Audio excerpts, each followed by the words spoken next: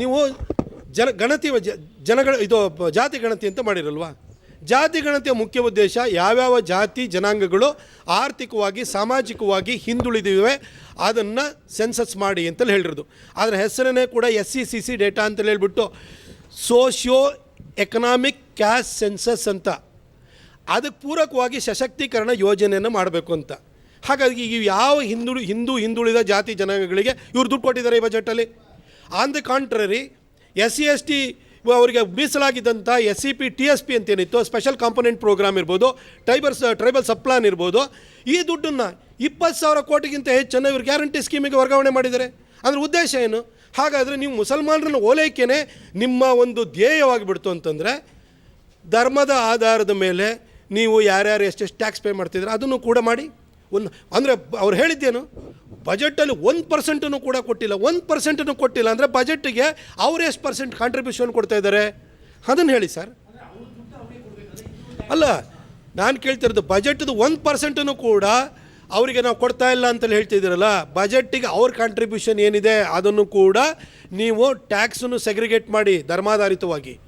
ಆಗ ಅವ್ರ ಕಾಂಟ್ರಿಬ್ಯೂಷನ್ ಏನಿದೆ ಅಂತ ಬರಲಿ. ಅವರ ಚರ್ಚ್ಗಳಿಂದ ಮಸೀದಿಯಿಂದ ಎಷ್ಟು ಕಾಂಟ್ರಿಬ್ಯೂಷನ್ ಬರ್ತಾಯಿದೆ ಸರ್ಕಾರಕ್ಕೆ ಅದನ್ನು ಹೇಳಿ ನೋಡೋಣ.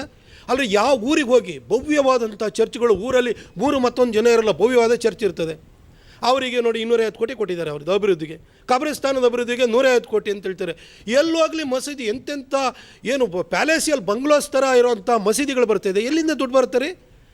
ನಾವು ಕಟ್ಟಿದ್ದು ಒಂದು ರಾಮ ಜನ್ಮಭೂಮಿ, ಒಂದು ದೇವಸ್ಥಾನ. ಇವರು ಬೀದಿನಲ್ಲಿ ಊರಲ್ಲಿ ಮಸೀದಿ, ಎಂಥ ಭವ್ಯವಾದಂಥ ಮಸೀದಿ ಕಟ್ತಾರೆ. ಎಲ್ಲಿಂದ ದುಡ್ಡು ಬರುತ್ತೆ ಸರ್? ಆ ದುಡ್ಡನ್ನು ಕೊಡಿ, ಮುಸಲ್ಮಾನರ ಅಭಿವೃದ್ಧಿ ಬಳಸೋಕ್ಕೆ ಹೇಳಿ. ಮುಲ್ಲಾಗಳಿಗೆ, ಮೌಲ್ವಿಗಳಿಗೆ, ಇಮಾಮ್ಗಳಿಗೆ, ಬುಕಾರಿಗೆ ಹೇಳಿ ಆ ದುಡ್ಡನ್ನು ಈ ಮಸೀದಿ ಕಟ್ಟಕ್ಕೆ ಯಾಕೆ ಯೂಸ್ ಮಾಡ್ತಾಯಿದ್ರಿ? ನಿಮ್ಮ ಧರ್ಮದಲ್ಲಿ ಮಸೀದಿಗೆ ಯಾವ ಸ್ಯಾಂಕ್ಟಿಟ್ಯೂನ್ ಇಲ್ಲ. ನೀವು ಮೆಕ್ಕಾ ಕಡೆಗೆ ಮುಖ ಮಾಡಿ ಪ್ರಾರ್ಥನೆ ಮಾಡಿದರೆ ಸಾಕು.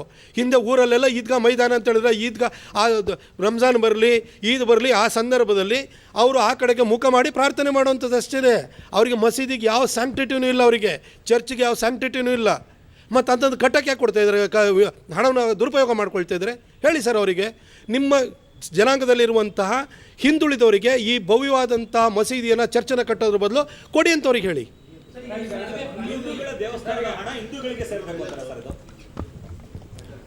ಅಲ್ಲ, ದೇವಸ್ಥಾನಗಳು ಸ್ವತಂತ್ರವಾಗಿ ನಡೀತಿದೆ. ಸರ್ಕಾರಕ್ಕೆ ಇವತ್ತು ಆದಾಯವನ್ನು ತಂದು ಕೊಡ್ತಾ ಇದ್ದೀವಿ. ಆ ದೇವಸ್ಥಾನಗಳಲ್ಲಿ ಪ್ರತಿದಿನವೂ ಕೂಡ ಅರ್ಚನೆಯನ್ನು ಮಾಡುವ, ಬೆಳಗ್ಗೆ ಬಂದು ಕಳಸಕ್ಕೆ ನೀರು ತಂದು ಆ ಒಂದು ದೇವಸ್ಥಾನ ಸ್ವಚ್ಛಗೊಳಿಸಿ ಪೂಜೆ ಪುನಸ್ಕಾರ ಮಾಡುವಂಥ ನಮ್ಮ ಅರ್ಚಕರಿಗೆ ಯಾಕೆ ನೀವು ಸಂಬಳ ಜಾಸ್ತಿ ಮಾಡಲ್ಲ? ಸರ್ಕಾರದೇನು ಕೊಡಬೇಡಿ, ನೀವು ದೇವಸ್ಥಾನದಿಂದ ಬರುವಂಥ ಆದಾಯವನ್ನು ಅವ್ರಿಗೆ ಕೊಡಿ. ಅದನ್ನು ಕೊಡೋಕ್ಕೆ ನಿಮಗೆ ಮನಸ್ಸಿಲ್ಲ. ಆದರೆ ಟ್ಯಾಕ್ಸ್ ಪೇಯರ್ಸ್ ಮನಿನಲ್ಲಿ ಅಲ್ಲವನ್ನು ಬಿಟ್ಟರೆ ದೇವರೇ ಇಲ್ಲ, ಬೇರೆ ಯಾರೂ ಇಲ್ಲ ಅಂತ ಹೇಳುವಂಥವ್ರಿಗೆ ನೀವು ಸಂಬಳ ಜಾಸ್ತಿ ಮಾಡ್ತಿರಲ್ಲ. ನಿಮ್ಮ ಉದ್ದೇಶ ಏನು ಅಂತ ಕೇಳ್ತಾ ಇದ್ದೀನಿ. ಇದು ಹಲಾಲ್ ಬಜೆಟ್ ಅಂತ ನಮ್ಮ ಪಕ್ಷದವರು ಅದ್ರ ಬಗ್ಗೆ ವಿಶ್ಲೇಷಣೆಯನ್ನು ಮಾಡಿದ್ದಾರೆ. ಇದು ಮುಸಲ್ಮಾನರ ಬಜೆಟ್ ಅಂತೇಳಿ ಹೇಳಿದ್ದಾರೆ, ಇದು ವಕ್ಫ್ ಬೋರ್ಡ್ ಬಜೆಟ್ ಅಂತ ಹೇಳಿದ್ದಾರೆ. ಇದರಲ್ಲಿ ಯಾವ ತಪ್ಪು ನನಗೆ ಅಥವಾ ಇದರ ಸತ್ಯಕ್ಕೆ ದೂರವಾದಂಥ ಯಾವ ವಿಚಾರ ಇದೆ ಅಂತ ನನಗೆ ಅನ್ನಿಸ್ತಾನೇ ಇಲ್ಲ. ಅಲ್ಲ ಸಿದ್ದರಾಮಯ್ಯನವರೇ, ಈ ರಾಜ್ಯದಲ್ಲಿ 100 ಜಾತಿ ಜನಾಂಗಗಳು ಧರ್ಮೀಯರಿದ್ದಾರೆ. ಮುಸಲ್ಮಾನರಿಗೆ 4,500 ಕೋಟಿ ರೂಪಾಯಿನ ನೀವು ಕೊಟ್ಟಿದ್ದೀರಿ. ಅದರಲ್ಲಿ ಏನು ಕಬ್ರಿಸ್ತಾನದ ಅಭಿವೃದ್ಧಿಯಂತೆ, 62 ಮೊರಾರ್ಜಿ ದೇಸಾಯಿ ಅಲ್ಪಸಂಖ್ಯಾತರಿಗೋಸ್ಕರ ಶಾಲೆಗಳನ್ನು ತೆರಿತೀವಿ ಅಂತ ಹೇಳ್ತಾಯಿದ್ದೀರಿ. ಹೀಗೆ 4,500 ಕೋಟಿ ಕೊಟ್ಟಿದ್ದೀರಿ. ಅದನ್ನು ಯಾವ ರೀತಿ ಡಿಫೆಂಡ್ ಮಾಡ್ಕೊಳ್ತಿದ್ದೀರಿ ಅಂತಂದರೆ, ರಾಜ್ಯದ ಬಜೆಟ್ಟು 4,09,000 ಕೋಟಿ ಇದೆ, ಅದರ 1% ಇಲ್ಲ ಅಂತ ಹೇಳ್ತೀರಿ. ಸಿದ್ದರಾಮಯ್ಯನವರೇ, ಈ ರಾಜ್ಯದಲ್ಲಿ ಮುಸಲ್ಮಾನರನ್ನು ಬಿಟ್ಟರೆ ಇನ್ಯಾರೂ ನಿಮಗೆ ಕಣ್ಣಿಗೆ ಕಾಣಲ್ವಾ? ಅಲ್ಲ, ನೀವು ಹೇಳಿ, ವೀರಶೈವರಿಗೆ ಒಂದು ಅಭಿವೃದ್ಧಿ ನಿಗಮ ಇದೆ, ಎಷ್ಟು ದುಡ್ಡು ಕೊಟ್ಟಿದ್ದೀರಿ ಸರ್? ಒಕ್ಕಲಿಗರ ಅಭಿವೃದ್ಧಿ ನಿಗಮ ಇದೆ, ಎಷ್ಟು ದುಡ್ಡು ಕೊಟ್ಟಿದ್ದೀರಿ? ಮಡಿವಾಳರಿಗೆ ಅಭಿವೃದ್ಧಿ ನಿಗಮ ಇದೆ, ಎಷ್ಟು ಕೊಟ್ಟಿದ್ದೀರಿ? ಮರಾಠ ಅಭಿವೃದ್ಧಿ ನಿಗಮಕ್ಕೆ ಎಷ್ಟು ಕೊಟ್ಟಿದ್ದೀರಿ? ಬ್ರಾಹ್ಮಣರ ಅಭಿವೃದ್ಧಿ ನಿಗಮಕ್ಕೆ ಎಷ್ಟು ಕೊಟ್ಟಿದ್ದೀರಿ? ಅಂಬಿಗರ ಚೌಡಯ್ಯ ಅಭಿವೃದ್ಧಿ ನಿಗಮಕ್ಕೆ ಎಷ್ಟು ಕೊಟ್ಟಿದ್ದೀರಿ? ದೇವರಾಜ ಅರಸು ಅಭಿವೃದ್ಧಿ ನಿಗಮಕ್ಕೆ ಎಷ್ಟು ಕೊಟ್ಟಿದ್ದೀರಿ? ಅಲೆಮಾರಿನ ಅಭಿವೃದ್ಧಿ ನಿಗಮಕ್ಕೆ ಎಷ್ಟು ಕೊಟ್ಟಿದ್ದೀರಿ ನೀವು? ಅಲ್ಲ, ನೀವು ನೋಡಿ, ನೀವು ಎಷ್ಟು ಶಾಣೆ ಇದ್ದೀರಿ ಅನ್ನೋದು ಕೇಳ್ತೀನಿ.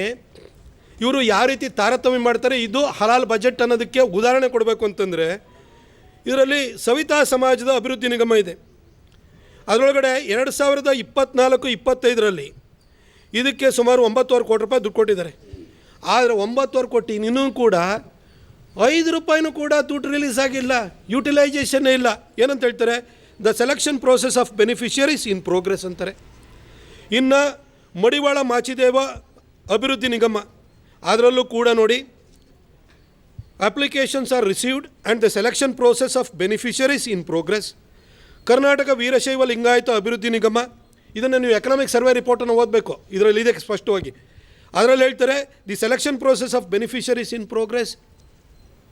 ಅದೇ ರೀತಿ ಕರ್ನಾಟಕದಲ್ಲಿ ಮರಾಠ ಕಮ್ಯುನಿಟಿಗಳದ್ದು ಅಭಿವೃದ್ಧಿ ನಿಗಮ ಅಂತ ಇದೆ, ಅದರಲ್ಲೂ ಕೂಡ selection process of beneficiaries in progress. ಹಾಗೆ ಅಲೆಮಾರಿ, ಅದಕ್ಕೂ ಕೂಡ selection of process of beneficiaries in progress. ಒಕ್ಕಲಿಗರದು ಅದೇ ಕತೆ. ಆದರೆ ಇದೇ ಮುಸಲ್ಮಾನರದ್ದು ಅಭಿವೃದ್ಧಿ ವಿಚಾರಕ್ಕೆ ಕಳೆದ ವರ್ಷ ಕೊಟ್ಟಂಥ ದುಡ್ಡು ನೋಡಿ. ವೆಲ್ಫೇರ್ ಆಫ್ ಮೈನಾರಿಟೀಸ್ ಅದರೊಳಗಡೆ, ಅದರಲ್ಲಿ ವಿಷಯ ಮೈನಾರಿಟೀಸ್ ಅಂದ್ರೊಳಗಡೆ ಅದರಲ್ಲೇನು ಮುಸಲ್ಮಾನರು ಕ್ರೈಸ್ತರನ್ನು ಬಿಟ್ಟರೆ ಇನ್ಯಾವ ಕಮ್ಯುನಿಟಿ ಕಾಣಲ್ಲ, ಜೈನರು ಕಾಣಲ್ಲ, ಬೌದ್ಧರು ಕಾಣಲ್ಲ, ಸಿಖ್ರು ಕಾಣಲ್ಲ, ಯಾರೂ ಕಾಣಲ್ಲ. ಅದರೊಳಗಡೆ during 2024 and 25 an amount of ₹2,653 crores has been allotted, out of which 1,977.98 crores have been released. Already ಬಿಡುಗಡೆ ಮಾಡಿದರೆ. ಅದರಲ್ಲಿ expenditure incurred up to the end of December 2024 ₹1,528 ಕೋಟಿ ಆಲ್ರೆಡಿ ಖರ್ಚು ಮಾಡಿದ್ದಾರೆ. ಅಲ್ರಿ, ವೀರಶೈವರ ಅಭಿವೃದ್ಧಿ ನಿಗಮ, ಬ್ರಾಹ್ಮಣರ ಅಭಿವೃದ್ಧಿ ನಿಗಮ, ಮಡಿವಾಳರ ಅಭಿವೃದ್ಧಿ ನಿಗಮ, ಒಕ್ಕಲಿಗರ ಅಭಿವೃದ್ಧಿ ನಿಗಮ, ಈ ಎಲ್ಲ ಅಭಿವೃದ್ಧಿ ನಿಗಮಕ್ಕೆ ಸೆಲೆಕ್ಷನ್ ಆಫ್ ಬೆನಿಫಿಷರೀಸು ಆ ಪ್ರೋಸೆಸ್ ಇನ್ನೂ ಆನಲ್ಲಿದೆ ಅಂತ ಹೇಳ್ತೀರಿ. ಆದರೆ ಸಾಬ್ರಿಗಾದ್ರೆ ಖರ್ಚೆ ಮಾಡಿಬಿಟ್ಟಿದ್ರಿ. ಇದನ್ನು ಹಲಾಲ್ ಬಜೆಟ್ಟು, ಮುಸಲ್ಮಾನರ ಬಜೆಟ್ಟು, ವಕ್ಫ್ ಬೋರ್ಡ್ ಬಜೆಟ್ ಅಂದಲ್ಲ, ಇನ್ನೇನು ಹೇಳೋಕ್ಕಾಗುತ್ತೆ? ಅವ್ರಿಗೆ ಖರ್ಚು ಮಾಡ್ತೀರಿ.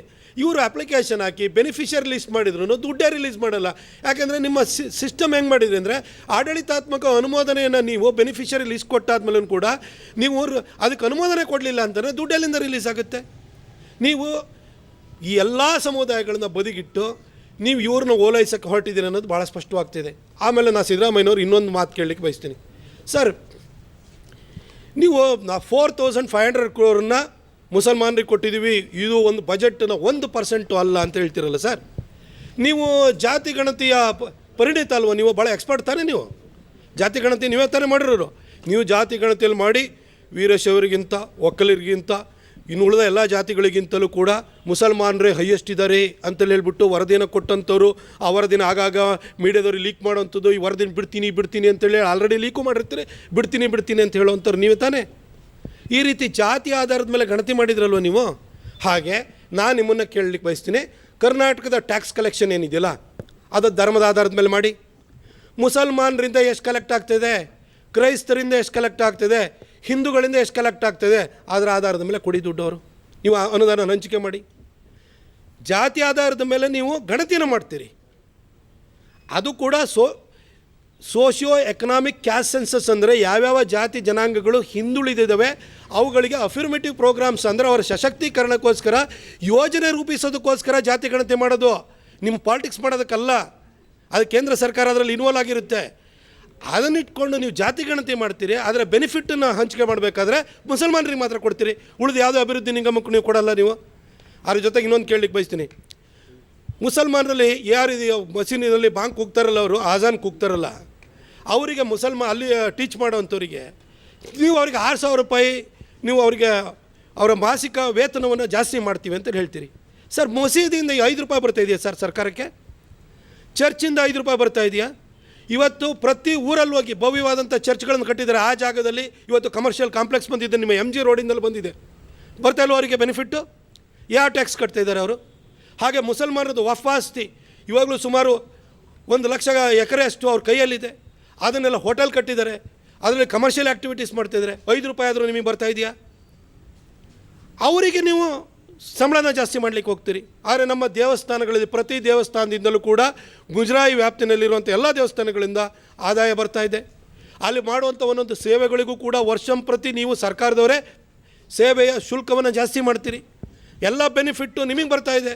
ಚಾಮುಂಡಿ ಬೆಟ್ಟದ ಹುಂಡಿನೂ ನಿಮಗೆ ಸೇರಿದ್ದು, ಶ್ರೀಕಂಠೇಶ್ವರನ ಹುಂಡಿನೂ ನಿಮಗೆ ಸೇರಿದ್ದು, ಕುಕ್ಕೆ ಸುಬ್ರಹ್ಮಣ್ಯದ ಹುಂಡಿನೂ ನಿಮಗೆ ಸೇರಿದ್ದು.